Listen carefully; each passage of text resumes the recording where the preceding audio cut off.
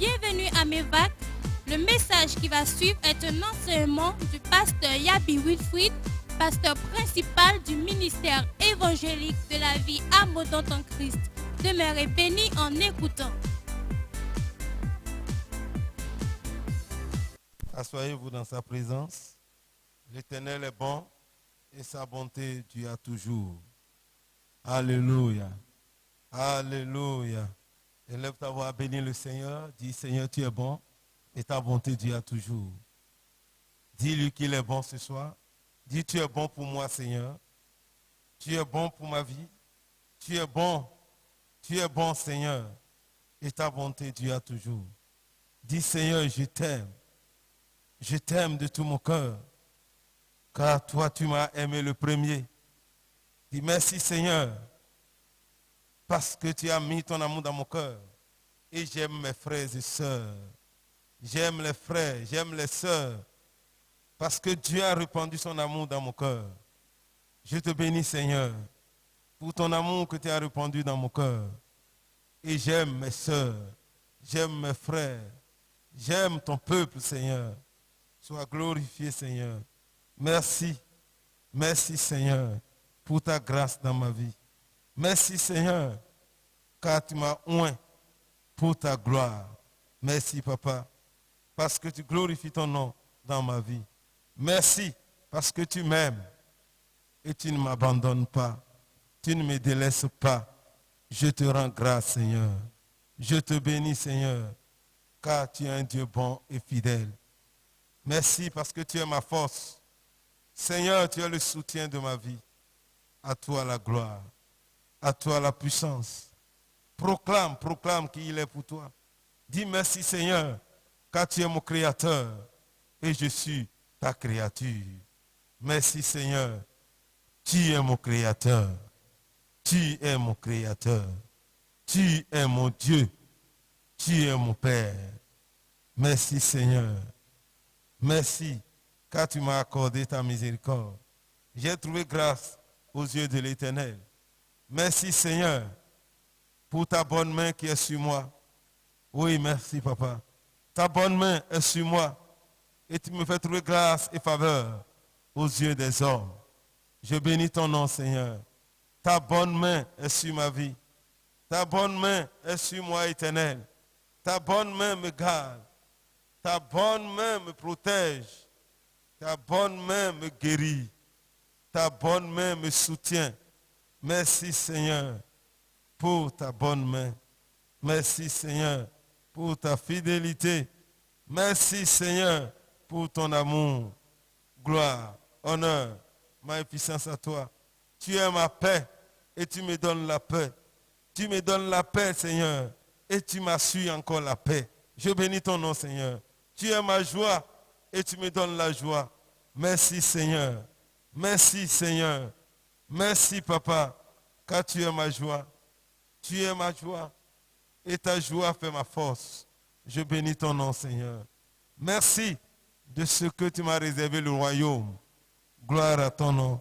Merci, car tu es le Dieu paix qui me donne la paix. Reçois la gloire.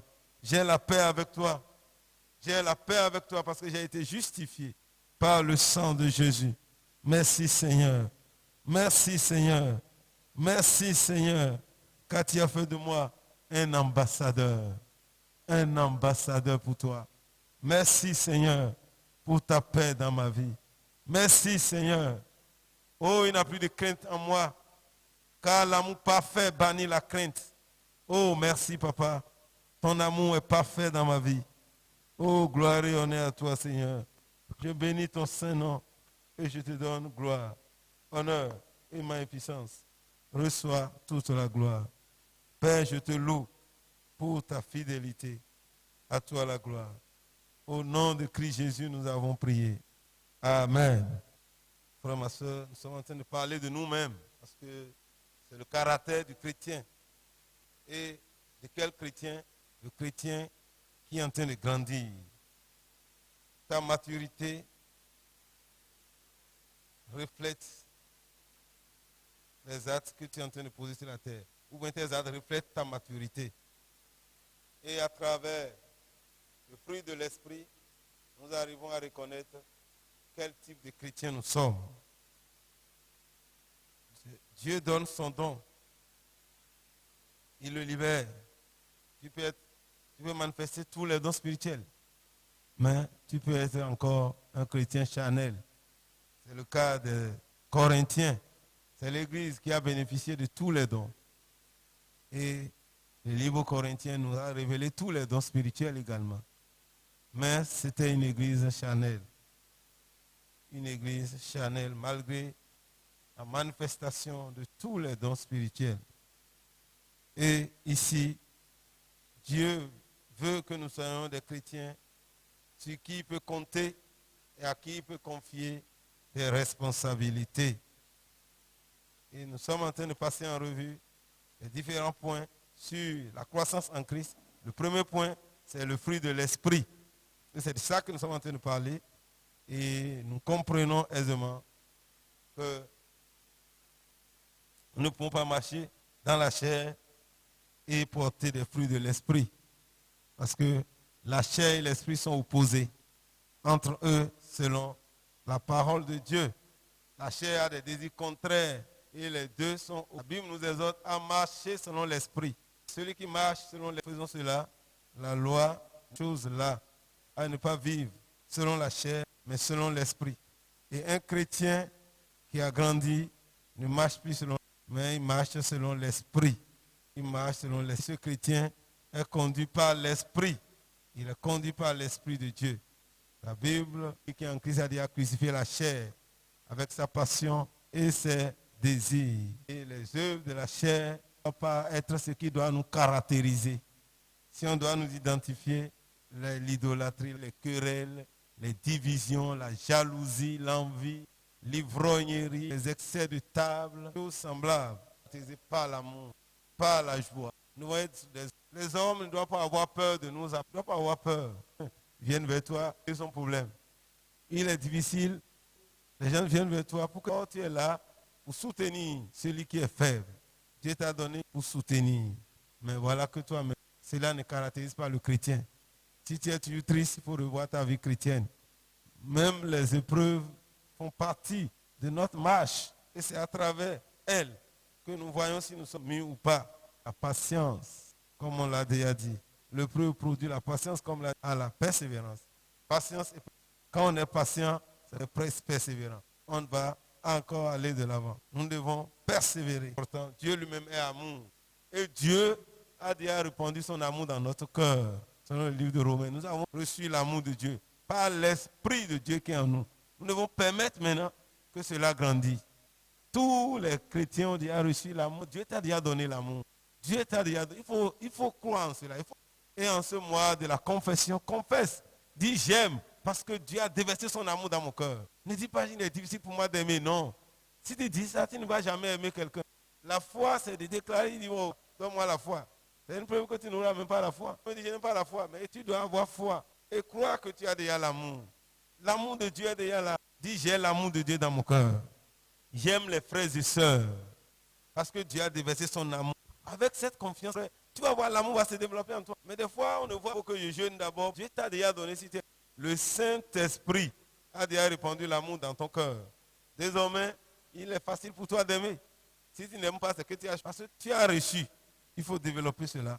L'amour est de Dieu. Et la Bible nous a montré que celui qui n'aime pas ne connaît pas Dieu. Le signe de celui qui connaît Dieu, c'est aussi l'amour. Ça doit être spontané. L'amour t'amène à pardonner facilement, à laisser tomber les choses. S'il n'a pas l'amour, le monde, le milieu où il est difficile, c'est le milieu, des fois, des enfants de Dieu. Bon, pour nous, tout est déjà d'avance et on s'attend à ce qu'on nous fasse tout. Il y a, comme Dieu l'a dit là, plus d'ingratitude qui oublie facilement. Mais tu es appelé à les aimer encore davantage. Tu es appelé à les aimer, malgré tout ce qu'ils développent. Et les gens profitent même de ça aussi pour savoir que bon, poser des actes qui sont contre nature. Mais nous sommes appelés à aimer. Quel que soit ce qui se passe, tu dois toujours aimer. Nous devons aimer. Et plus nous apprécions ce que Dieu a fait pour nous, plus nous aimons davantage. Donc, le caractère du chrétien, l'amour est aussi patient. Oui?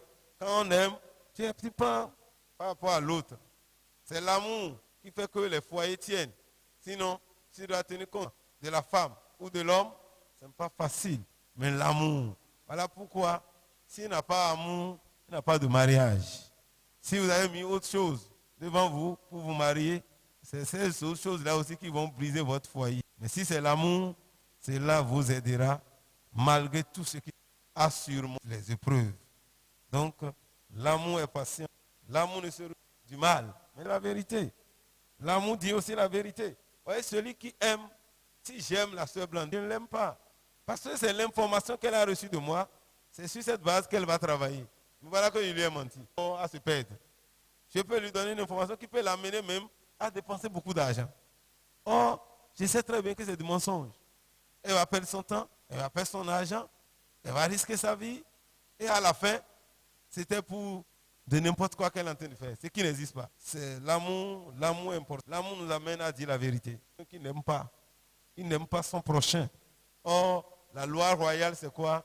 Aime ton prochain toi-même. En tant que chrétien, nous devons nous aimer. Et l'amour excuse tout. Il n'a rien qu'on ne peut pas. Ça ne veut pas dire que tu vas te laisser pied. Mais tu laisses tomber. Et toi, tu évolues. L'amour supporte. Vous voyez, c'est l'amour qui va que supporte. Regardez ce que nous. Dieu n'était pas amour. Il a détruit le monde. C'est son caractère, sa nature même, qui fait que le monde continue d'exister. Et l'amour ne se vante pas. Quand tu as l'amour, tu n'es pas orgueilleux, tu ne cherches pas à te vanter, à démontrer que c'est toi, non. Et nous avons aussi vu, il y a des choses que nous ne devons pas aimer. L'accent sur l'argent. Ce n'est pas qu'il ne faut pas, ne vous livrez pas à l'amour de l'argent. Et Paul même dit, l'amour de l'argent est la racine de tous les problèmes que nous avons. Vous voyez, c'est ça. C'est l'argent là. L'amour de l'argent qui nous amène à faire des bêtises. C'est l'amour de l'argent. À cause de l'argent, les gens peuvent vendre leur propre vie. À cause de l'argent, il peut sacrifier son propre frère. À cause de l'argent. D'autres ont sacrifié leur propre maman à cause de l'argent. Celle-là qui existait avant eux. Parce qu'ils veulent de l'argent, sont allés sacrifier la pauvre. Après ça, c'est eux qui vont dépenser à son obsèque. Ils vont bien dépenser. Or, elles-mêmes qui ont sacrifié pour avoir de l'argent. Et celui qui connaît le secret, s'il doit lever la tête, on le sacrifie lui, toujours à cause de l'argent. Et pas fini, nous-mêmes, on laisse encore ça, on part. Donc vraiment, aimons véritablement notre prochain. Aimons Dieu. Tu dis aimes Dieu, tu dois aimer ton prochain. Tu aimes ton prochain, tu dois aimer Dieu. C'est comme ça qu'on peut vérifier. Et celui qui aime Dieu, comment on peut savoir que quelqu'un aime Dieu? Oui, comment on peut savoir qu'il aime Dieu? La Bible, non, ce que tu as dit est vrai, hein, mais c'est ce que la Bible a dit dans les thèmes bibliques. Sœur Karine, parle fort. Voilà, la Bible dit, si vous m'aimez, gardez mes commandements. C'est-à-dire, mettez en pratique ma parole. C'est dans ce que tu as dit est dedans. Mais c'est le thème que... Vous voyez, quand tu aimes Dieu, ça veut dire que tu vas garder sa parole. Tu vas mettre en pratique sa parole. C'est ça qui prouve que je l'aime. Je l'aime. Si tu aimes ton mari, là, ce qu'il te demande, là, tu vas aller le faire. Si tu aimes ta femme, ce qu'il te demande, tu vas le faire. Mais si je dis j'aime quelqu'un, mais il fait le contraire de ce qu'il me demande, mais quel type d'amour ça? Ça, c'est un problème. Et Jésus a dit, si vous m'aimez là, gardez ma parole. On saura que vous m'aimez. C'est en marchant comme lui-même a marché que les gens vont savoir que, en faisant ce qu'il nous demande, on dit, celui-là, il aime vraiment Dieu. Il aime Dieu. Parce que Dieu lui dit de faire ci, il le fait. C'est important. On a vu également qu'il ne faut pas aimer le monde. Les choses de la chair, là, c'est le monde qu'on voit. Mais le monde va passer. Et tous ces attraits aussi vont. N'aimez pas le monde. Tu ne peux pas aimer le monde et aimer Dieu. Tu ne peux pas aimer l'argent et aimer Dieu. Jésus a dit, c'est deux maîtres différents. Tu aimes Dieu, c'est que tu es. Tu aimes le Dieu de l'argent qui est, l'a dit, maman, qui se fait Dieu lui-même. Si tu aimes Dieu, c'est que tu dois haïr le monde. Mais celui qui aime le monde, il est ennemi de Dieu. Si tu aimes le monde, tu vis selon le monde, quel que soit ce que tu fais, disant que tu le fais pour Dieu, tu te trompes toi-même parce que tu es ennemi de Dieu. Tu es même, toi-même, tu es opposant de Dieu. Tu es un diable. C'est le diable qui est l'opposant. C'est pourquoi il s'appelle Satan. C'est opposant au gouvernement divin. C'est pourquoi il ne faut pas être opposant. Ne sois pas opposant. Et si tu es opposant, ouais, même dans les gouvernements, le président est fort, et c'est partout même. Si tu ne veux pas souffrir, là, ne sois pas opposant à Dieu. Parce qu'il n'y a personne qui peut égaler le Seigneur. C'est important. Et Un chrétien qui grandit réellement, caractérisé par la joie. Et Paul dit, soyez toujours joyeux. Réjouissez-vous. Et la joie de l'Éternel même est notre force. Dieu lui-même est notre joie. Dieu doit faire ta joie. Important. Dieu doit faire ma joie. Dieu doit faire ta joie. C'est ça qui caractérise le chrétien. Le chrétien qui est mu est joyeux. Même il se réjouit des épreuves. Vous regardez comme un sujet de joie complète les diverses épreuves auxquelles vous pouvez être. Donc le chrétien qui grandit, les épreuves, il voit ça comme une opportunité pour aller à une nouvelle dimension. Si vous faites les cours tout au long de l'année et on ne vous fait pas faire passer le test, là c'est que vous avez perdu. Il faut passer par ces épreuves-là pour aller en classe supérieure, pour aller à une autre dimension. Il y a les épreuves de la vie que nous aurons, mais nous devons alors être dans la joie quand ça arrive, parce qu'il n'y a aucune épreuve qui vient qui sera au-delà de ta force. Dans toute chose, il a un moyen de s'en sortir. Quelles que soient les épreuves auxquelles tu es confronté, si tu aimes Dieu, si tu t'attaches à lui, il te délivrera toujours. Romains 8, 28 dit toutes choses concourent, c'est-à-dire au bien de ceux qui aiment Dieu et de ceux qui sont appelés selon son dessein. Si tu aimes Dieu, quel que soit ce qui t'arrive là, ça serait pour ton avantage. Tu peux dire, hey, je ne peux rien, non. Si tu aimes Dieu, on dit, si tu aimes Dieu là, qu'est-ce que tu vas faire? Tu vas supporter patiemment les épreuves. Voyez, tout est lié, tu vas supporter. Si tu aimes Dieu là, tu vas supporter. Voyez, c'est que Dieu ne te laissera pas dans cette situation. Ce n'est pas à cause de l'épreuve que tu vas pécher contre Dieu, non. C'est Dieu, hein, l'épreuve, des fois. Mais si tu aimes Dieu, il te donne la force. Et on vit heureux ceux qui supportent patiemment les épreuves. Et c'est le cas de Job qu'on nous a montré, est extrême. Ce qui t'arrive n'est pas à comparer avec ce qui est arrivé à Job. Il a passé par les extrêmes. Il était extrêmement riche, extrêmement pauvre. Et il est devenu malade.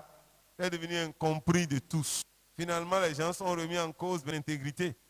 Il ne peut pas être intègre pour que de pareilles choses lui arrivent. Des fois, on se pose la question sur la vie des hommes pour dire si vraiment il est un vrai chrétien, est-ce que cela peut lui arriver? Oui, ça peut lui arriver. Ça peut lui arriver. Tu peux être un chrétien, même malade dans ton corps, et être un candidat accepté du ciel. Des situations. Nous avons vu le prophète qui est mort sans argent, il a laissé même des dettes.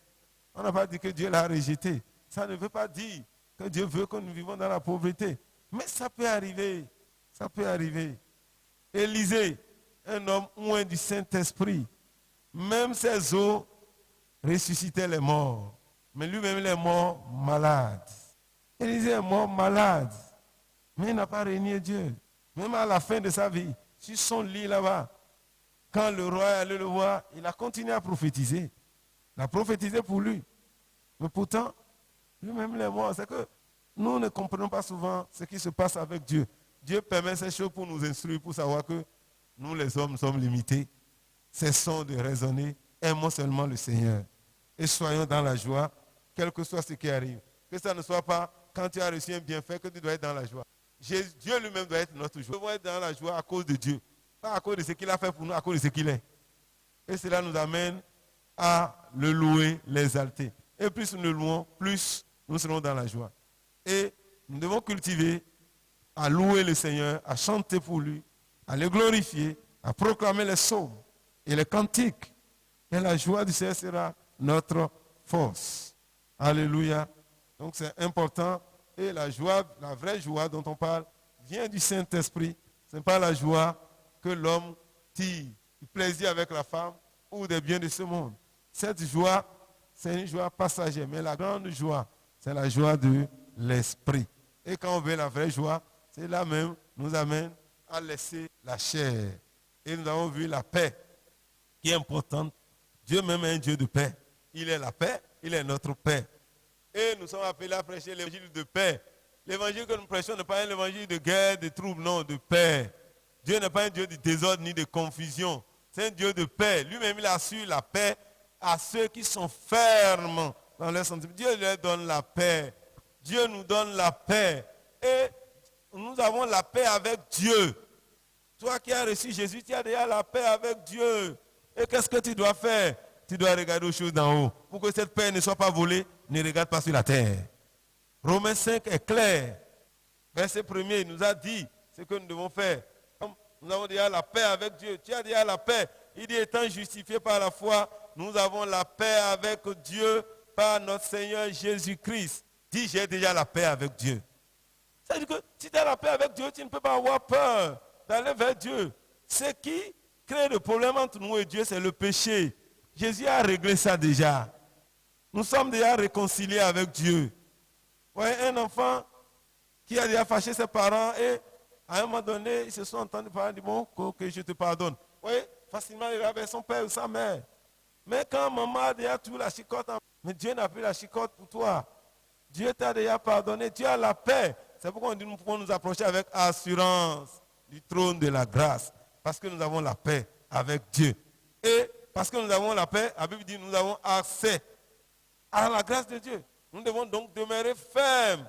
Nous devons demeurer fermes. Nous ne devons pas quitter notre voie. Nous devons nous glorifier de ce qui se demande de nous glorifier parce qu'on a une paix dedans. Jésus même dit, je vous dis la vérité pour que vous ayez la paix en moi. Vous voyez, c'est important. Jésus dit, je vous dis la vérité. C'est ça la Bible. La Bible ne dit pas que tu n'auras pas de problèmes. Mon frère, lorsque les problèmes arrivent, c'est normal. Mais c'est ce que nous ne comprenons pas, c'est là qu'on quitte la foi. Dieu, Jésus nous a dit la vérité. Que quelqu'un vienne te dise, oui, crois au Seigneur Jésus-Christ et tu n'auras plus de problème dans le monde. Peut-être dans un sens tellement spirituel qu'il a parlé. Mais Jésus n'a jamais dit ça. Jésus dit, vous aurez des tribulations. On va vous persécuter. On va vous outrager. On vous mettra même à mort. Même dans l'église. Les gens vont vous rejeter. Parce que tous ceux qui viennent à l'église ne s'engagent pas pour Dieu. Quand tu commences par vivre pour le Seigneur, c'est même les chrétiens qui vont t'accuser. C'est toi-même le Christ. C'est comme si c'est eux seuls qui connaissent le Seigneur. C'est facile de dire ça. Quand tu veux exhorter quelqu'un, quand il est dans une situation, quand tu parles, c'est vous connaissez Dieu. Nous sommes pour l'enfer. Et lui-même il dit qu'il est pour l'enfer. C'est dangereux. Toi, tu vas me dire, oui, ils savent que moi, je ne suis pas pour l'enfer. Donc, les gens comprennent ça juste parce qu'ils ne veulent pas que quelqu'un lui parle de quoi que ce soit. Toi-même, tu es bloqué, tu te tais. Parce que tu as bien candidat de l'enfer devant toi. Donc, quel que soit ce que tu vas dire, il dit qu'il est pour l'enfer. Donc, vous me taire, priez que Dieu le délivre de son enfer. Donc, Dieu nous a assuré la paix. Demeurons dans cette paix. Aimons. Et la Bible dit chercher la paix. Et chercher la paix, la sanctification, laquelle lui ne verra le Seigneur. Et la Bible dit qu'il procure la paix parce que si nous sommes des fils et des filles de Dieu, nous devons procurer la paix. Il y a des gens qui, à tout moment, cherchent à diviser, à troubler. Non, ce n'est pas notre mission. Ce n'est pas notre nature. Nous devons poursuivre la paix. La Bible dit qu'il faut la rechercher et la poursuivre. Recherche et poursuivre. C'est-à-dire que tu dois maintenir cette situation de paix. Ne sois pas là pour détruire. Quand il y a la paix, quelque part, toi tu viens soulever un sujet qui va troubler les gens. Même si les gens sont dans la joie, tu vois, non? Tel qu'il est en train de faire maintenant là, est-ce que tu vois comment ce qu'il a déjà fait? La fois passée. Ça, ce n'est pas bien. Un chrétien ne doit pas être dans cette situation-là. Un chrétien ne doit pas rappeler les choses qui ont déjà fâché, divisé. Non. Mais il doit cultiver la paix. Et c'est ça notre message. C'est à ça que nous sommes appelés. Nous sommes appelés à la paix. Dieu nous a appelés à la paix. Et toi-même, cherche la paix avec toi-même, en obéissant à la vérité. Ouais, quelqu'un qui aime la vérité a toujours la paix. Quelqu'un qui dit la vérité a toujours la paix. Si je finis de parler, je n'ai pas peur de ce qu'on peut dire. On peut aller relayer ce que j'ai dit. Puisque ce que j'ai dit, je l'ai dit dans la vérité, avec amour. Aujourd'hui, on a peur. Pourquoi? Parce qu'on ment. Je viens chez toi, je dis, mais après, il ne faut pas dire. Il ne faut pas dire. Pourquoi? Ça veut dire que tu n'es pas sûr de l'information. Si tu ne veux pas que je dise ça, pourquoi tu es venu me dire ça? Il ne faut pas que mon nom sorte dedans. Il ne faut pas que mon nom sorte dedans. Le nom de qui va sortir? Je vais dire que j'ai fait une vision pour avoir l'information. Tu veux m'amener à mentir. Il ne faut pas que mon nom sorte. Non. Si jamais ça sort maintenant, là, c'est ça qui crée Et vraiment, vous êtes obligé de vivre dans des situations où vous êtes menti, et ça crée des problèmes. On ment partout. On ment partout. On n'est pas vraiment comme le royaume de Dieu, c'est la paix. Le royaume de Dieu, c'est la paix, c'est la joie. Donc, le royaume que Dieu nous donne, c'est la paix. Ce n'est pas le manger et le boire. Non. Dieu, c'est la paix. Donc, nous devons avoir la paix envers les hommes et chercher la paix avec les hommes. Et nous devons être patients jusqu'au retour du Seigneur. Nous devons persévérer. Jésus même dit, heureux celui qui persévérera jusqu'à la fin. Qui seront patients pour attendre le Seigneur jusqu'à la fin. Parce qu'il a dit. Jésus a posé une question. Et lorsque le Fils de l'homme va revenir, est-ce qu'il va trouver encore la foi sur la terre? Est-ce que les gens seront encore patients jusqu'à ce que Jésus revienne? Est-ce que nous serons persévérants pour aller jusqu'au bout? C'est la question de Jésus. Est-ce que les hommes seront persévérants? Mais il dit, celui qui persévérera jusqu'à la fin sera... Donc ça veut dire que c'est important d'être patient. Nous devons être patients. Au milieu des difficultés, des épreuves, nous devons être patients. Même l'épreuve nous amène à la patience. Il y a des situations qui t'obligent à être patient. Et quand tu n'es pas patient, Dieu te donne les enfants qui vont... Tout ça, c'est pour nous former. Vous voyez? Parce que si tu n'es pas patient, les gens qui ne sont pas patients maudissent facilement. Parce que les enfants vont tellement t'énerver qu'ils vont faire des choses. Mais tu as besoin de la patience. Lorsque tu as la patience, tu vas voir, subitement, les choses vont changer sans que tu ne saches. Mais ils vont faire les choses là pour t'énerver. Sans savoir, tu vas dire ce qu'il ne faut pas dire. Vous voyez, c'est les mamans. Les mamans maudissent vite que les papas. Parce que la femme, en général, n'est pas patiente. Tu peux l'attendre. Nous prenons 30 jours. Sur 29 jours et demi, tu vas l'attendre. Demi-journée où elle doit attendre. Hé, c'est quoi? Depuis là, la femme n'aime pas attendre, mais elle aime qu'on l'attend. Vous voyez, c'est ça. C'est ça la femme. Ça, c'est le caractère de la femme. Ça. Si un jour, la femme finit avec toi, avant toi, vouloir aller quelque part, toi-même, si tu ne sais pas faire, tu ne vas plus te laver. Tu ne vas plus te laver parce qu'elle n'est pas, c'est pour montrer, elle n'est pas patiente. La femme n'est pas patiente pour attendre. Mais ça ne doit pas être ainsi. Dans le Seigneur, la femme chrétienne doit être patiente. Parce que dans le Seigneur, il n'y a pas de femme ni d'homme. Nous sommes les mêmes. Dans le royaume des cieux, vous voyez, il n'y aura pas les femmes à part. C'est pourquoi toi qui cours aujourd'hui, peut-être pour avoir beaucoup de maris ou beaucoup de femmes là, au ciel, il n'y a pas d'hommes ni de femmes. Donc, tu n'auras rien à gagner là-bas. Rien. Vous dites, j'ai fait ça peut-être là-bas, j'aurai beaucoup de gens. Non, tu n'auras personne. Au ciel là, il n'y a pas d'hommes ni de femmes. Nous serons comme des anges. Ouais, tu as vu, tu as assisté à la dédicace des enfants des anges un jour. Eux, ils ne sont pas là comme nous les hommes. Donc ça, là-bas aussi, n'a pas ça. Donc ce qui n'existe pas au ciel, là, il ne faut pas trop t'attarder sur ça. Mais c'est sur ces choses-là que nous nous accrochons. C'est ça qui nous sort même de la volonté de Dieu. Oui. Au ciel, là, il n'a pas de cesse. Hein, tu as compris, il n'a pas ça. Il n'a pas ça. Donc, de la terre. Quand tu quittes la terre, là, c'est fini. Donc, vraiment, soyons patients. Soyons patients, ça nous aidera.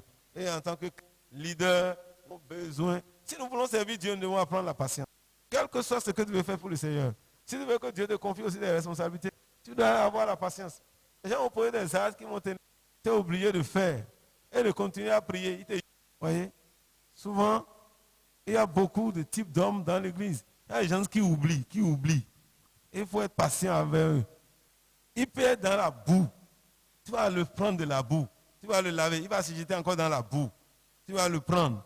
Quand tu prends, il te jette dans les cendres. Tu le prends.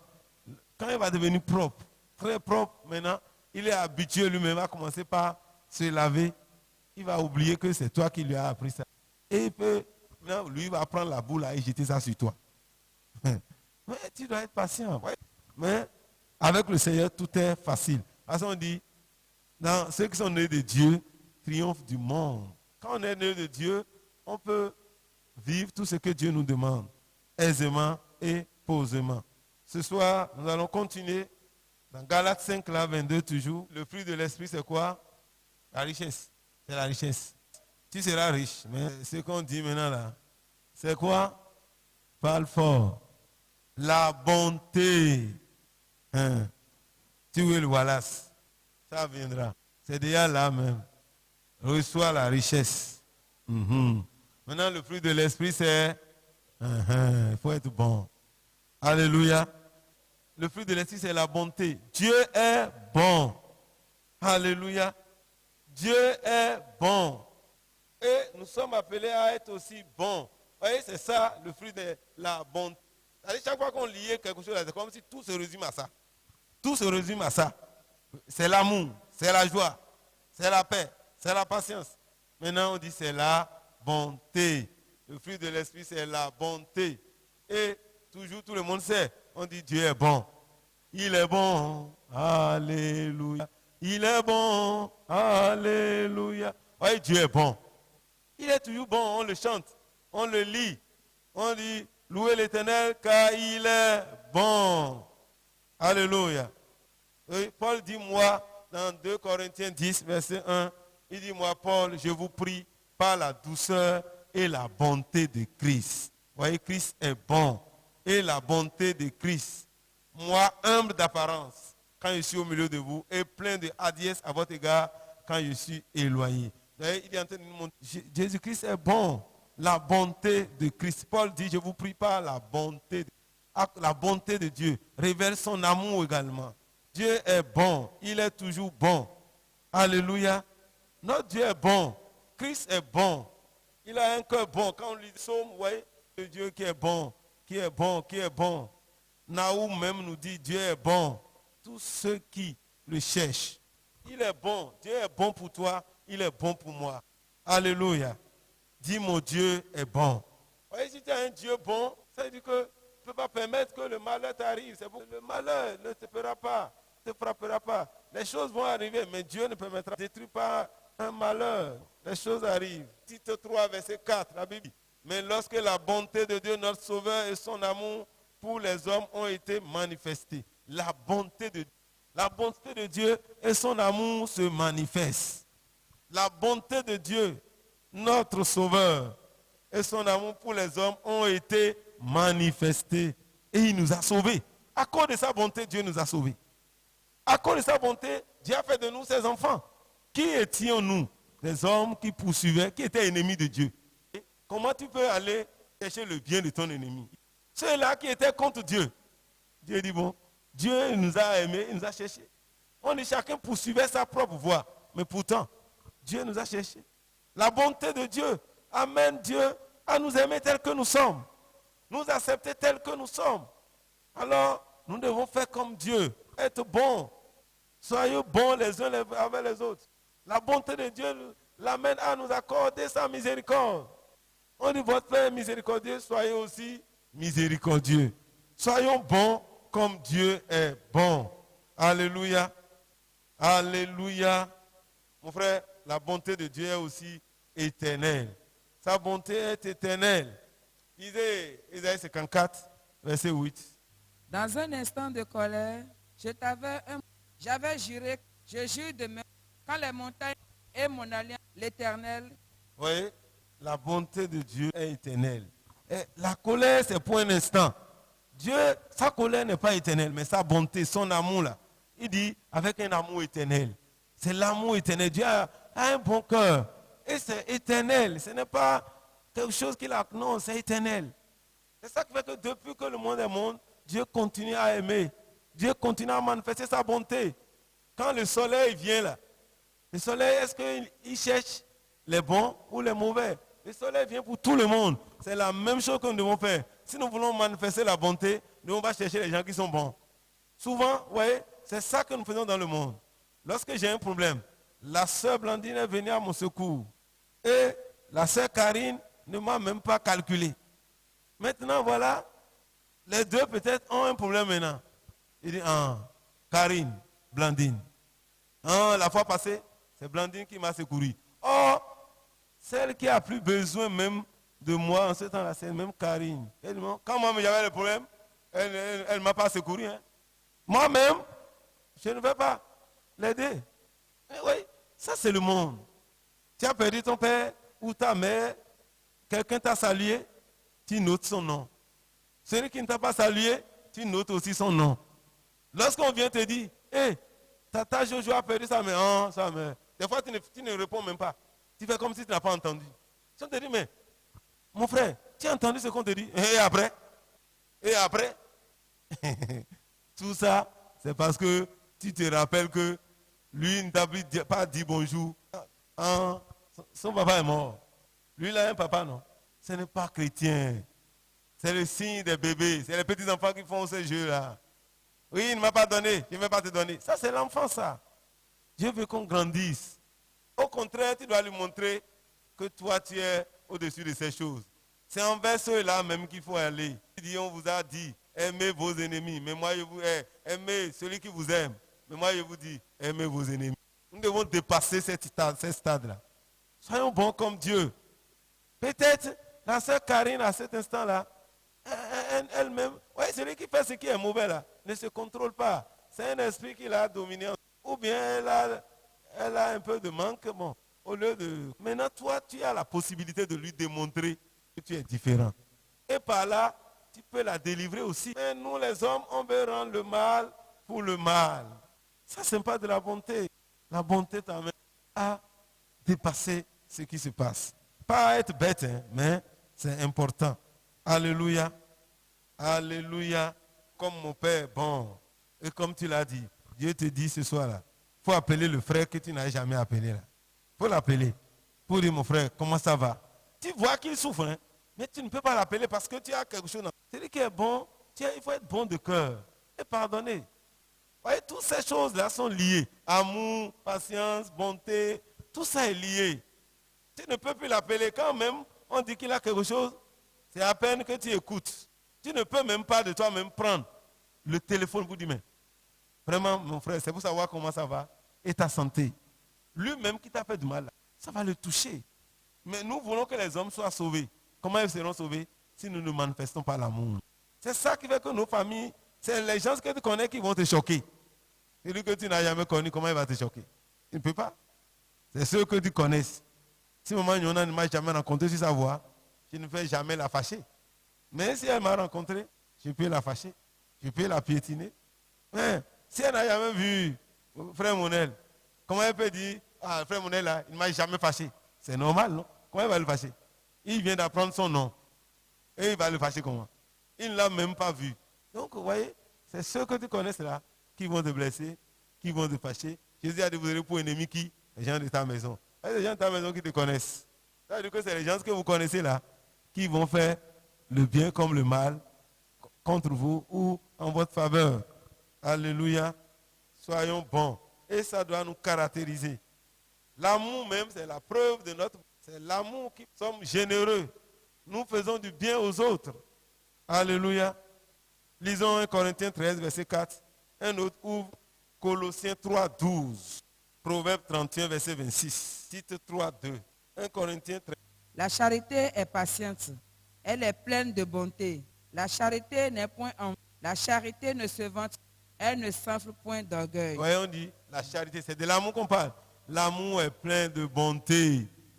Quand on dit que quelqu'un aime là, c'est la preuve. C'est-à-dire la bonté ne se manifeste pas l'amour. Quand tu aimes, alors l'amour est la preuve même que tu es bon. Tu es bon. Donc, manifestons l'amour, ça montre que nous sommes bons. Et cela nous amène à oublier ce qu'on nous a fait et à servir. Colossiens 3, 12. Un autre ouvre déjà Proverbe 31, 26.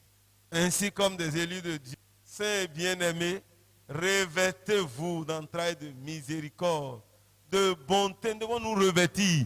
La bonté doit devenir un vêtement pour nous. Et nous devons être remplis dans notre entraille, en nous là. On doit avoir que des choses bonnes. Revêtez-vous d'entrailles de bonté, de miséricorde, de douceur, tout ça là est dedans. Et cela va nous amener à quoi? À nous supporter les uns les autres. Nous devons être bons. Le verset qui suit, Proverbe 31, verset 26. C'est pour les femmes. 26.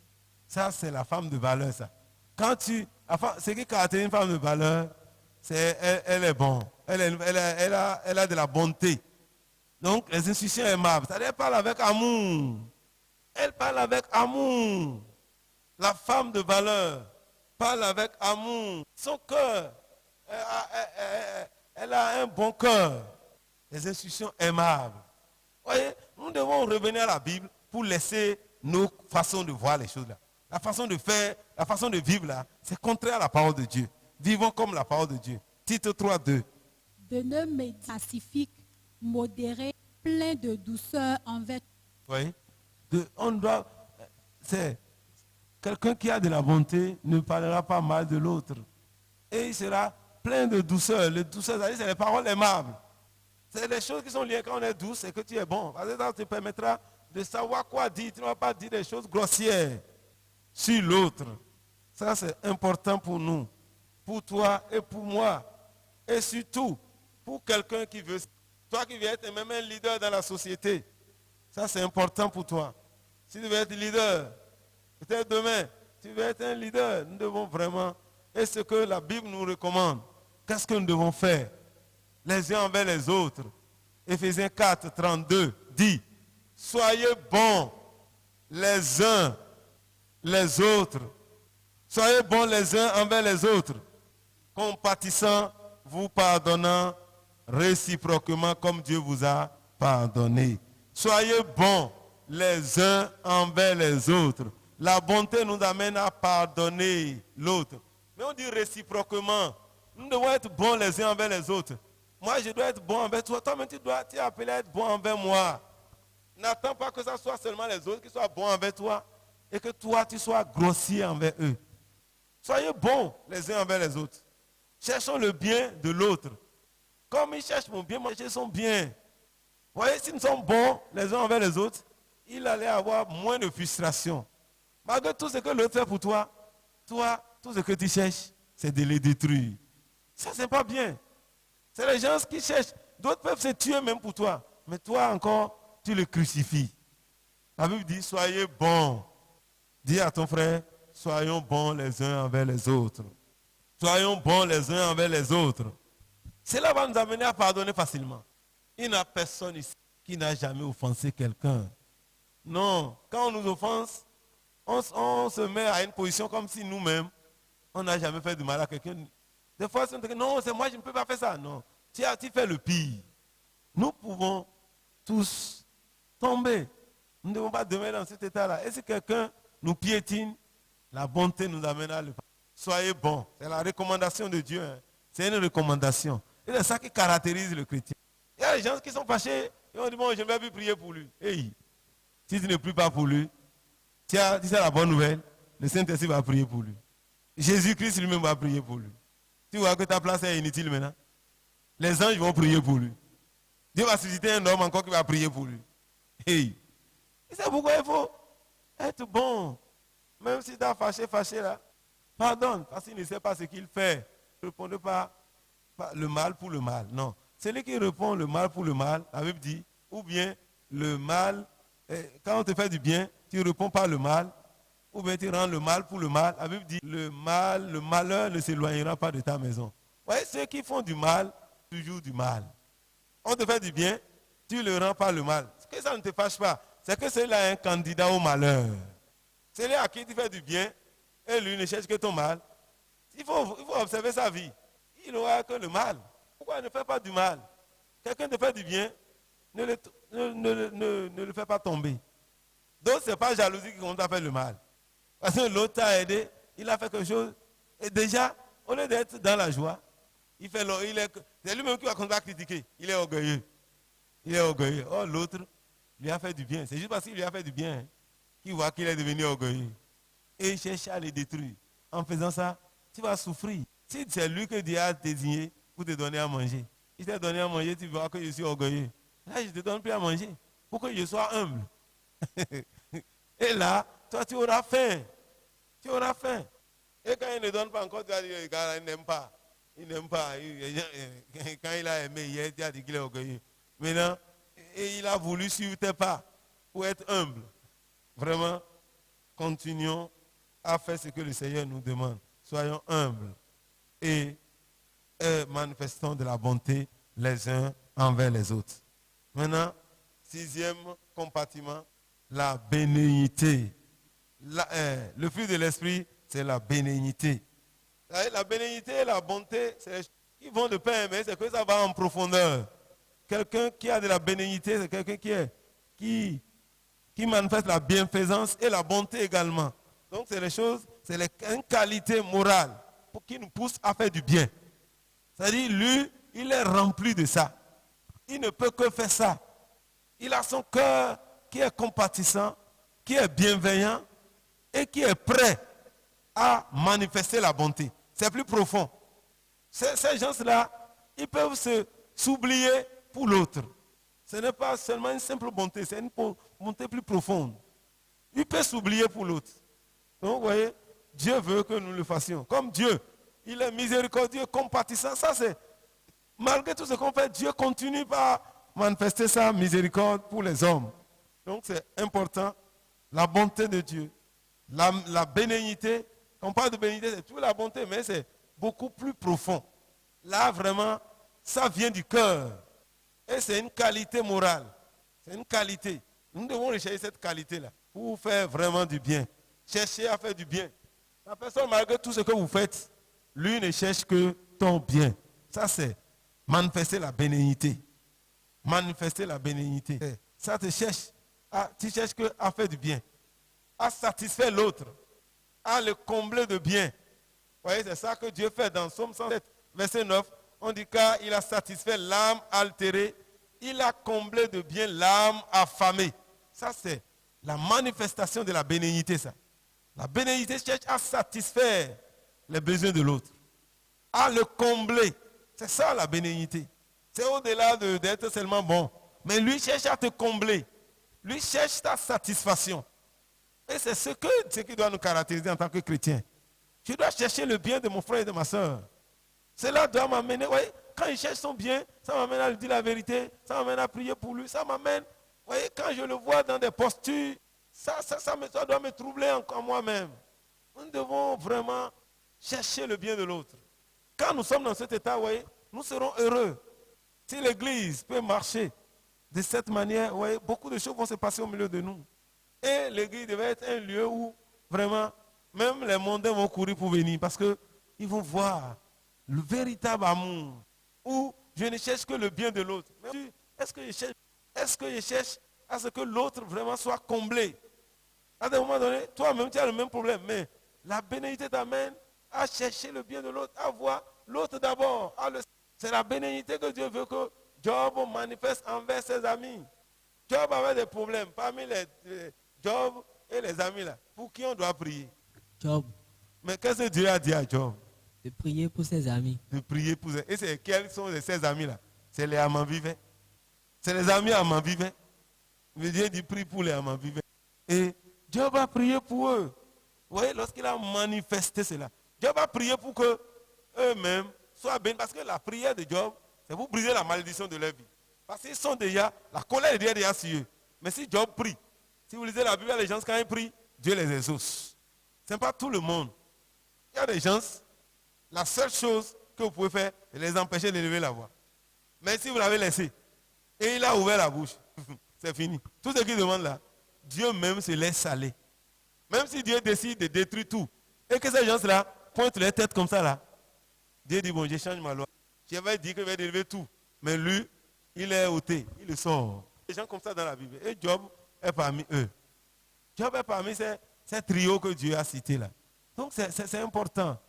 Et Dieu dit, allez vers Job, mon serviteur là, il va prier pour vous. Voilà, c'est lui qu'on a déjà énervé.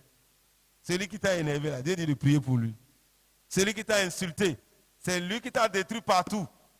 Dans tout le quartier, c'est lui qui parle mal de toi. Et Dieu dit, Blandine, à la fin du mois là, fais un colis, il faut lui amener. Mais c'est lui qui t'a détruit. Et au moment où Dieu te dit ça, quand on vient t'amener un rapport, où il dit à la dame là, c'est qu'elle a fait de toi. Mais, ça c'est la bénignité. Ça c'est important. C'est à ça que Dieu nous appelle. C'est un trait majeur de Dieu. Dieu c'est ce qu'il fait. Il cherche à nous combler, à nous satisfaire. Dieu cherche à nous combler. Vous voyez? Il a satisfait l'âme altérée. Il a comblé de bien l'âme affamée. Ceux qui avaient pour demeure les ténèbres et l'homme de la mort vivaient captifs dans la misère et dans les chaînes. Mais Dieu les a délivrés. Dieu a cherché à les libérer. À cause de ça, Dieu envoie toujours sa parole sur la terre. C'est pour faire quoi? C'est pour libérer les hommes de leurs problèmes. Même à des moments donnés, vous voyez, les enfants d'Israël, on tourne dos carrément à Dieu. Dieu dit, bon, vous voyez, c'est bizarre. Dieu dit, ce que je vais faire, je vais les délivrer. Et ils auront honte. Ça, c'est bien. Hein? Dieu, ils font du mal, ils ne cherchent plus Dieu. Dieu dit maintenant, il va leur faire du bien. Et c'est en ce temps que les yeux vont s'ouvrir. Et ils vont comprendre que même, ils auront honte eux-mêmes de ceux qui sont en bénédiction. Ça. Quelqu'un te fait du mal et toi, tu veux lui faire du bien. Et Dieu vient les combler totalement, que eux-mêmes se voient petits. Des fois, c'est pour que nous puissions apprécier ce que Dieu est, que Dieu fait certaines choses dans notre vie. Mais l'homme n'a pas les yeux ouverts pour savoir que c'est la bénédiction, la bonté de Dieu qui se manifeste à notre égard. Alléluia. Alléluia. Mon frère, ne soyons pas ingrats. Soyons vraiment reconnaissants. Lui, il est notre bienfaiteur. Quelqu'un qui manifeste la bénédiction est un bienfaiteur. Le bienfaiteur. C'est lui le bienfaiteur. Et il est là. Il ne fait que du bien. Rien que du bien. Pas du mal. Dieu veut que nous soyons ainsi. Alléluia. Donc Dieu est bon. Et lui-même, il est notre refuge. Vous voyez, il cherche à te protéger. Il ne cherche pas à te détruire. Il cherche à te protéger. Donc, dans cette vie, Dieu est bon pour toi. Et dans la vie à venir encore, il est bon. Dieu nous réserve quelque chose de bon. Vous voyez, Dieu prend soin de tous les détails. Maintenant et après. Toi-même, sois bon envers les autres. Cherche le bien des autres. Cherche le bien de tes frères. Il y a des gens qui ne cherchent pas l'avancement du... Ils cherchent seulement à avoir à cœur, faire développer. Tu es dans l'église. Cherche à faire le bien de l'église où tu es. Toi-même, tu es dans l'église. C'est toi qui parles mal de ton église. C'est quelqu'un, ça. C'est toi qui détruis ton pasteur partout. Mais après, si ta tête est chargée de bon et des choses, tu viens encore pour que le pasteur vienne t'enlever ça. Et ouais, lui va encore prier pour toi. Et les choses là vont tomber. Mais quand ça tombe, le gars là, tu vas encore partir à Topa. Hey, on délivrer de cet esprit. Alléluia. Et la bonté de Dieu qui est cette manifestation, qu'est-ce que ça doit faire? Ça doit nous pousser à la repentance. Vous voyez, quand on voit ça, nous devons nous repentir. C'est ça que Dieu fait. J'avais déjà illustré pour les enfants d'Israël. Dieu le fait pour que nous puissions voir que mais ce n'est pas sérieux. Toi-même, tu fais du mal à quelqu'un et lui te répond par le bien. Tu vas dire, mais est-ce que c'est vraiment ce n'est pas sérieux ce qu'il fait? Il faut que je change. Malgré tout ce que je fais là, cet homme-là, j'ai vu qu'il n'est pas mauvais quand même. Ça ne nous arrive pas à changer, par rapport aux actes que les gens posent. Parce que malgré tout ce que je fais, vraiment son comportement est différent. Malgré tout, toi-même tu sais ce que tu fais. Mais quand tu l'approches, là tu es disposé. Mais toi tu le fais souffrir. Tu sais que tu le fais souffrir. Mais quand tu viens, tu sais que peut-être non, il ne se fâche pas. Prends le temps pour toi. Ça va t'amener quoi? À te repentir. Donc, la bonté de Dieu doit nous amener à nous repentir. C'est ça que Paul dit dans Romains 2, verset 4. Où dit, où méprises-tu les richesses de sa bonté, de sa patience, de sa longanimité, ne reconnaissant pas que la bonté de Dieu te pousse à la repentance. La bonté de Dieu te pousse à la repentance. C'est ça ce que Paul nous dit. Ça nous pousse à la repentance. Donc nous devons vraiment à nous repentir, à voir tout ce que Dieu... Regarde toutes les bêtises que tu fais. Chaque année, c'est la même chose. Tu as fait ça l'année passée. Cette année encore, tu commandes la... Mais tu ne vas pas arrêter un jour pour dire, mais quelle est cette vie? Malgré tout ça, Dieu continue à t'aimer. Les mêmes choses se répètent. Un jour, ça va finir. Dieu compte, hein?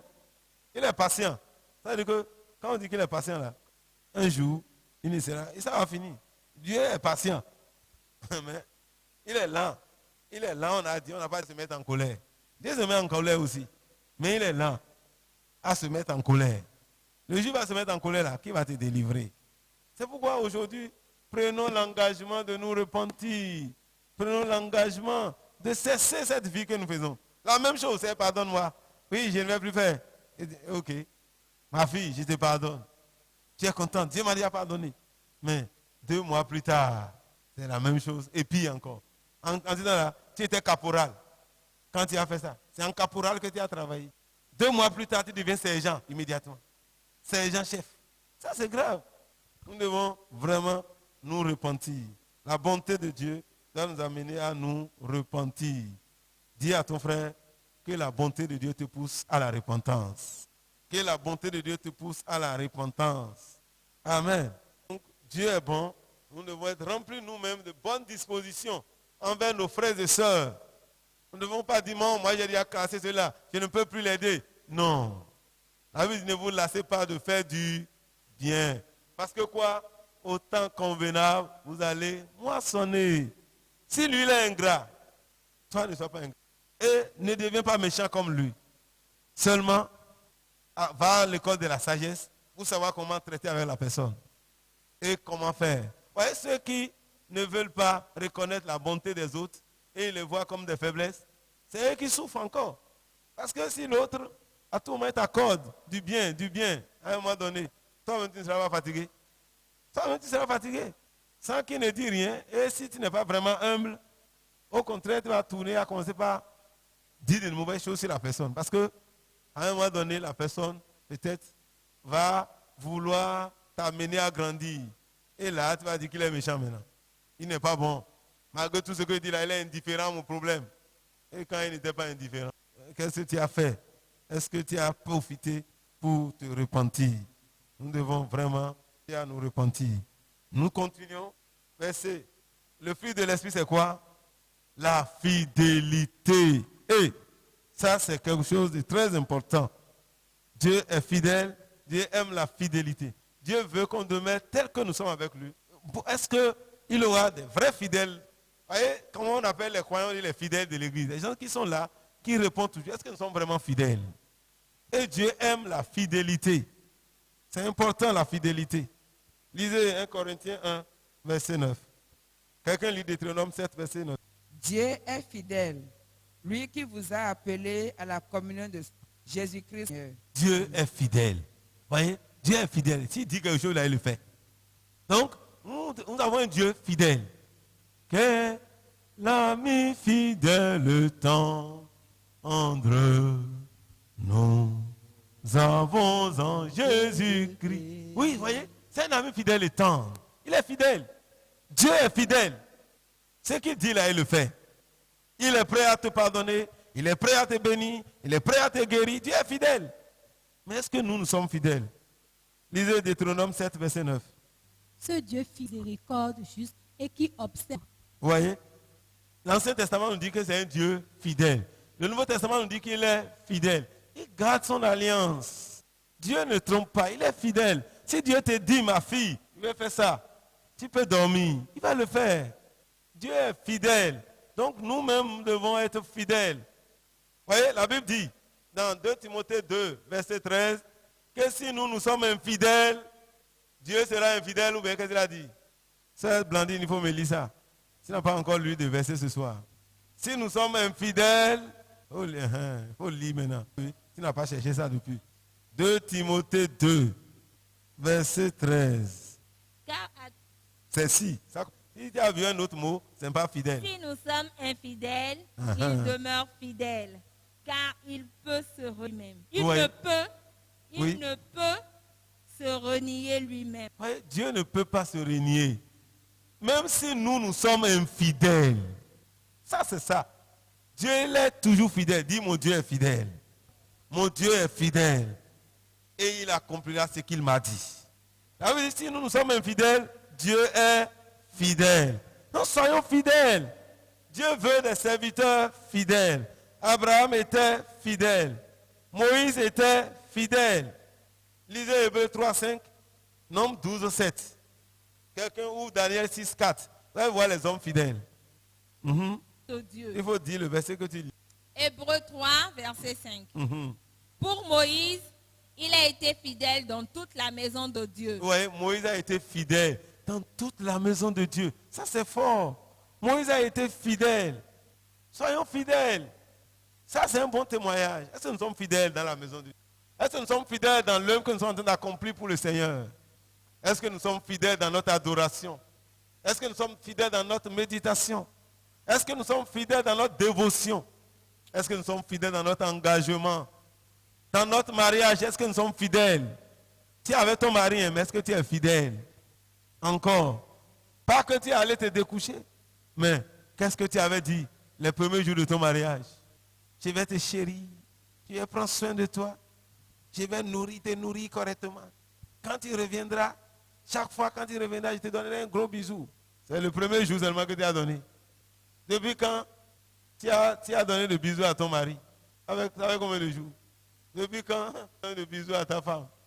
Alors que tu as dit non, ça, je resterai fidèle.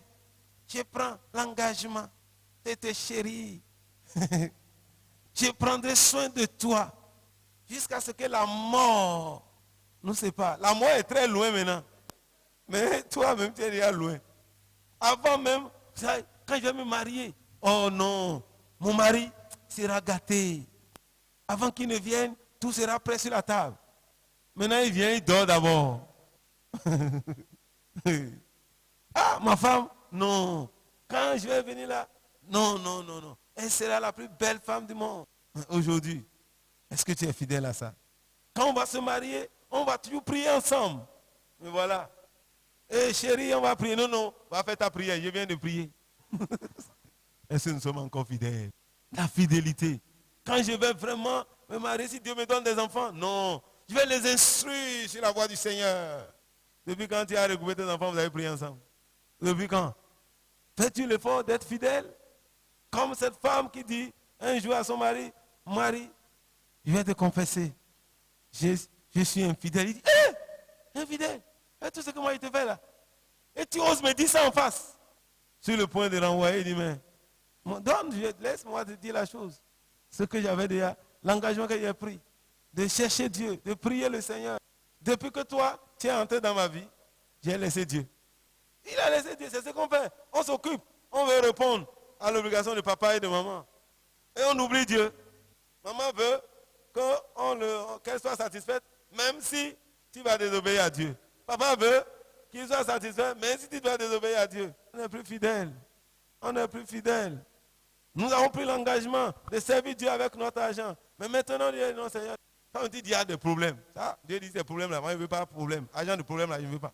Est-ce qu'on est fidèle? La fidélité. Et la Bible dit, si nous sommes fidèles dans les petites choses. Vous voyez, Moïse a été fidèle. Si vous lisez Daniel 6, verset 4, qu'est-ce qui a été dit de Daniel là? Un autre ouvre Luc 19, verset 17. Daniel 6, verset 4. Daniel 6 d'abord. C'est Daniel 6, verset 4. Les chefs et les... Vous voyez, Daniel était fidèle. Les gens cherchaient à voir Daniel, à le faire tomber, à le piéger, à l'accuser. Ils ne savaient pas quoi faire. Daniel était fidèle. Ce n'est pas seulement chez Dieu, même dans le royaume, dans son service. Il est fidèle. Il servait le roi avec fidélité. Vous voyez, quand nous servons, nous sommes dans le monde. Nous sommes avec les païens. Mais est-ce que nous sommes fidèles? Ou bien nous faisons comme eux? Vous voyez, les païens l'ont cherché. Ils n'ont pas trouvé quelque chose en Daniel. Mais toi-même, tu rentres dans leur jeu. Hein? Tu fais comme eux. Mais Daniel, ils ont cherché, ils n'ont pas trouvé. Ils ont dit, bon, ce qu'il faut, c'est de prendre une décision pour dire à Daniel peut-être de ne pas prier. On sait que Daniel ne peut pas vivre sans prier. Même si on dit ça, il sera fidèle. Même si c'est au prix de sa vie. C'est pourquoi ils ont dit, cherchons dans la loi de son Dieu. Parce qu'il est fidèle.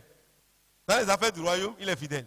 Oui, c'est un roi païen qu'il servait, mais il est fidèle. Mais est-ce que toi, tu es infidèle? Non, mon patron là, il est certain. C'est pour ça que tu es infidèle. S'il est certain, toi, tu es quoi? Tu es certain. Il est certain, toi, tu es certain. Alléluia. Luc 19, verset 17. Il lui dit, en peu de choses, reçoit le gouvernement. Vous voyez, il y a une récompense quand on est fidèle. Même dans les petites choses. Soyons fidèles. Dans les petites choses. Il y a des grandes récompenses. Dans les petites choses. Il y a des choses que nous faisons, mais on voit que c'est rien. Mais c'est dans ça que Dieu veut voir notre fidélité. Dans les petites choses. C'est peut-être insignifiant pour nous. Mais faisons-le bien, comme Dieu le veut, comme il le demande. D'autres disent non, je vais donner ma dîme. Pour aller là-bas, là, il faut gagner d'abord 50 000. Si tu ne peux pas être fidèle dans 50 000, regarde dans 1 million que tu seras fidèle. Tu ne peux jamais être fidèle. Et tu n'auras pas de récompense. Sois fidèle dans les petites choses. Quand tu es fidèle, Dieu va te donner encore plus. Au fur et à mesure que ta fidélité augmente, au fur et à mesure, ta récompense augmentera. Il y a de grandes récompenses pour ceux qui sont fidèles. Sois fidèle dans les choses spirituelles, sois fidèle dans les choses de ce monde. Dans toutes choses, nous devons être fidèles. Et cela doit caractériser les leaders chrétiens, ceux qui servent le Seigneur. La fidélité nous apporte la vie. nous apporte la joie. Nous devons vraiment être fidèles. Quand tu es fidèle, les gens te font confiance. Ils savent que celui-là, on peut marcher avec lui. Et quand tu es fidèle, en tout lieu, les gens peuvent être sûrs. Quand tu parles, on sait que celui-là, non. Si c'est lui, c'est bon. Et qu'est-ce que Jésus nous demande? Dans Apocalypse 2, verset 10, il dit, ne crains pas ce que tu vas souffrir. Voici le diable jettera quelques-uns de vous en prison, afin que vous soyez éprouvés. Et vous aurez une tribulation de 10 jours.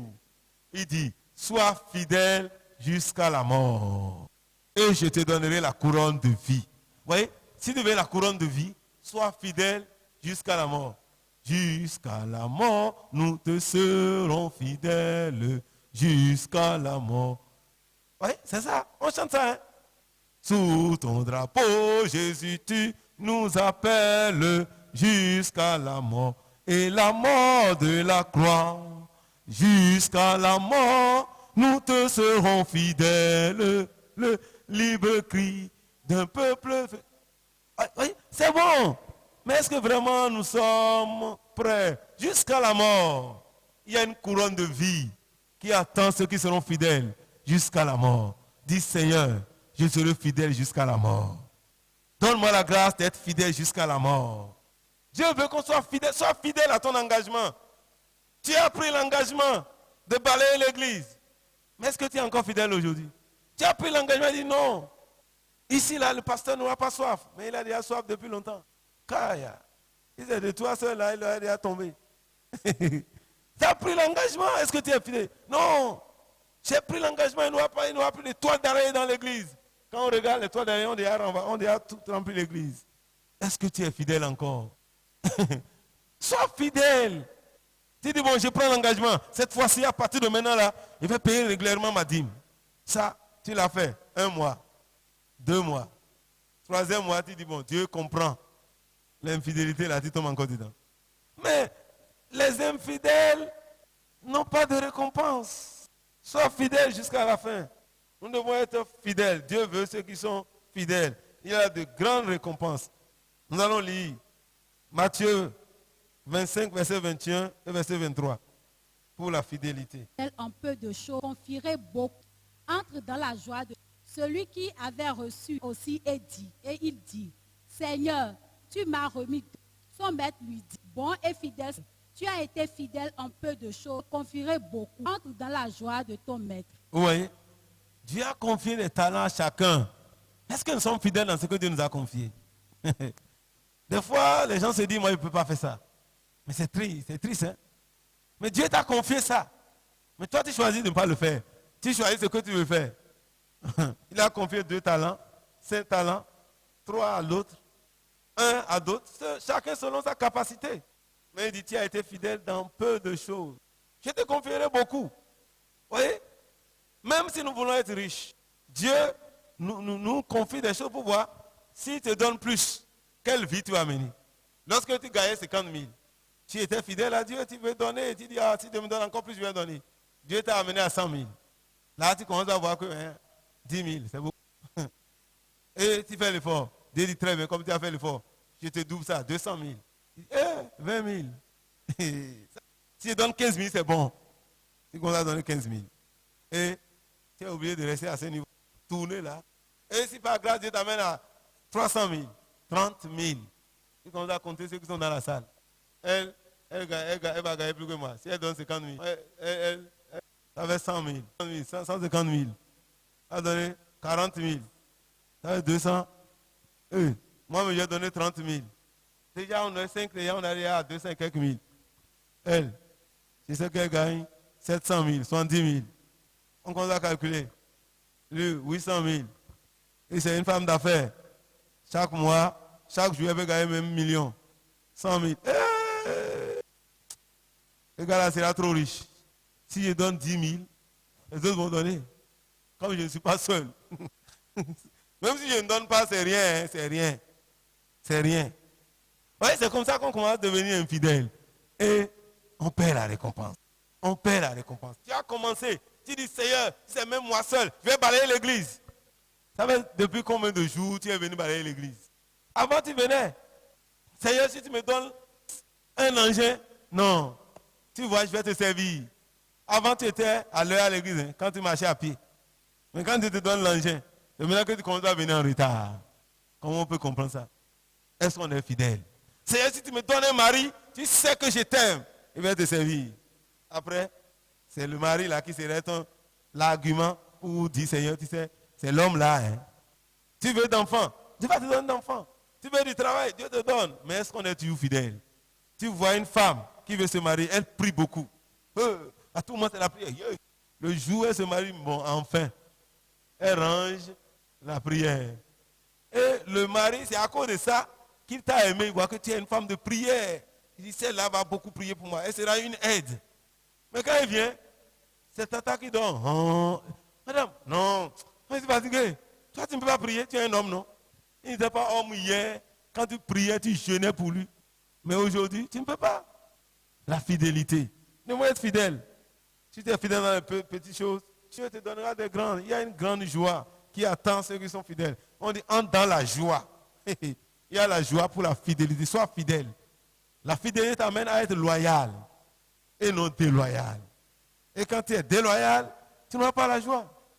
Mais quand tu es fidèle, tu es loyal, tu ne cherches pas à varier. Tu continues. Tu ne fais pas à carner ton maître, ceci, cela. Non. Tu sais. Tu fais ce que toi tu dois faire. Tu ne feras pas comme celui-là qui a dit, j'ai eu peur, j'ai caché. On dit, serviteur méchant et paresseux. Et quand on n'est pas fidèle là, on commence pas à raisonner. Il y a des gens qui prennent la décision, moi je ne veux plus servir. Mais mon frère, le jour où tu cesses de servir, c'est une grâce. Le jour où tu cesses de servir, c'est que les bonnes choses cessent dans ta vie. C'est dangereux de refuser de servir Dieu. Quel que soit ce que Dieu te demande de faire. Même si c'est pour balayer, il faut balayer. Laver les WC, c'est une bénédiction. On est allé dans les conférences. C'est des hauts cadres qui lavent les WC. Quand ils finissent, on dit de laisser comme ça. Ils disent, hey. Eux-mêmes viennent voir tes nyama là. Et ils vont aller prendre de l'eau pour verser dedans. Mais tu vois qu'ils sont bêtes. Mais ils auront leur récompense. Que le Seigneur nous vienne en aide. Que le Seigneur nous donne la grâce d'être fidèle. Et si quelqu'un te confie quelque chose, sois fidèle dans les choses d'autrui. Si il dit Luc 16, versets 11 et 12. Dans les choses spirituelles et dans les choses d'autrui. Sois fidèle. Si tu n'es pas fidèle dans les choses d'autrui, qui va te confier pour toi? Si tu gères les choses d'un autre, sois fidèle. Si tu le fais, Dieu va te confier pour toi aussi. Mais aujourd'hui, les gens ne sont pas fidèles dans les choses d'autrui. On veut détruire parce que ce n'est pas pour toi. Si c'est pour moi, il va le faire autrement. Tu te trompes. Vous voyez, Joseph était fidèle en administrant les biens de Potiphar. En prison encore, il avait bien fait. Cela l'a amené aussi à la gloire. Soyons fidèles et le Seigneur nous élèvera. Que le nom du Seigneur soit béni. Et qu'il fasse de nous des hommes et des femmes fidèles. Des hommes et des femmes fidèles. Je sais qu'au milieu de nous, nous n'aurons que des fidèles. Parce que Jésus dit, si vous n'avez pas été fidèles dans les richesses incertaines, dans les richesses injustes, qui vous confiera les véritables? Si vous n'avez pas été fidèles dans ce qui est à autrui, qui vous donnera ce qui est à vous? Dans les choses de ce monde-là. Pour gérer les choses spirituelles, Dieu va voir d'abord si tu peux gérer les choses physiques. C'est comme ça. Nous voulons que Dieu nous confie de grandes responsabilités. Mais il ne le fera pas. S'il t'a confié, il faut gérer cette fleur-là. Tu ne peux pas le faire. Tu dis non, si c'est autre chose là, je vais faire. Mon frère, tu ne feras pas. Gère bien ça et Dieu va te confier d'autres choses. Si tu veux gérer les choses spirituelles, sois fidèle dans les choses physiques. Avant que Dieu ne confie le troupeau à Moïse, il l'a amené vers les moutons. Et c'est quand il a vu qu'il est fidèle, il dit, bon, tu peux conduire mon peuple. Tout ça, tout ce que Dieu nous donne, c'est pour nous former. Si nous sommes fidèles, tout ce que tu fais aujourd'hui, dans l'administration, dans ton foyer, tout ça va déterminer si demain Dieu peut te confier des choses plus grandes. Soyons fidèles dans notre service, dans nos maisons. Tel que tu aimais ton mari, le premier jour où tu l'as rencontré là, continue à l'aimer comme ça. Sœur Blandine a ri, il se rappelle comment elle a vu l'homme là. Ce jour-là, elle n'a pas dormi. Je ferai tout. Maintenant, est-ce que tu es prête? Tel que tu as aimé ta femme, le premier jour, tu ne dormais pas. Même quand tu fermes les yeux, tu la vois. Quand tu manges, tu la vois. Quand tu vas faire pipi, tu la vois. En ce temps-là, dans ta maison, elle est toujours là, malgré qu'elle n'est pas physique. Mais aujourd'hui, elle est physiquement là, tu ne la vois même pas. Hey, soyons fidèles. Que le Dieu de fidélité nous garde. et que son nom soit glorifié. Père, je te bénis ce soir parce que tu es fidèle. Donne la grâce de t'aimer et de garder cette fidélité que nous avons au départ de nos foyers, de nos maisons, tel que j'ai aimé, que je continue d'aimer, tel que tu as aimé, que tu continues d'aimer. Seigneur, accorde la grâce d'être fidèle. Dans nos services, que nous soyons fidèles. Dans nos maisons, que nous soyons fidèles. Dans nos relations, soyons fidèles dans les relations. Soyons fidèles. Hier, on se disait la vérité. Mais aujourd'hui, est-ce qu'on se dit encore la vérité? Seigneur, donne-nous d'être fidèles. Donne d'être fidèles dans nos engagements et d'être bons les uns envers les autres. Père, je te rends grâce parce que tu l'as fait. Et que les bénédictions qui accompagnent nous accompagnent. Merci parce que toute infidélité est brisée de notre vie dès ce jour. Et que la gloire, l'honneur soit à toi. Parce que tu es fidèle. Ce soir, guéris encore ton peuple. Merci, Papa. Nous partons, pas avec nous. Au nom de Christ Jésus. Amen. Que le Seigneur soit béni, qu'il bénisse vos offrandes et que son nom soit glorifié. Amen. C'était un message du pasteur Yabi Wilfrid du ministère évangélique de la vie abondante en Christ. Contactez-nous au 00 229 69 59 37. Bienvenue à Mevac. Le message qui va suivre est un enseignement du pasteur Yabi Wilfrid, pasteur principal du ministère évangélique de la vie abondante en Christ. Demeurez bénis.